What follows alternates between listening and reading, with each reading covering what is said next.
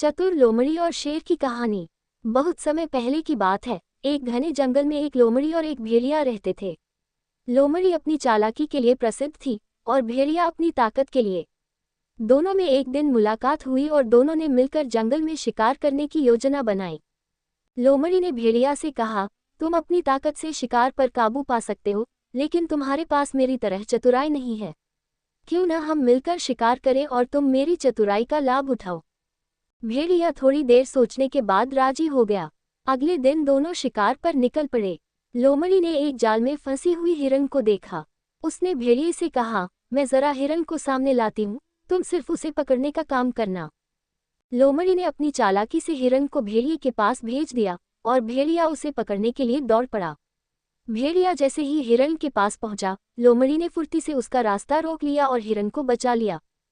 भेड़िया गुस्से में आकर बोला, तुमने ऐसा क्यों किया? मैंने तो तुम्हारी मदद की थी। लोमड़ी हंसते हुए बोली, तुम ताकतवर हो, लेकिन मैं चतुर हूँ।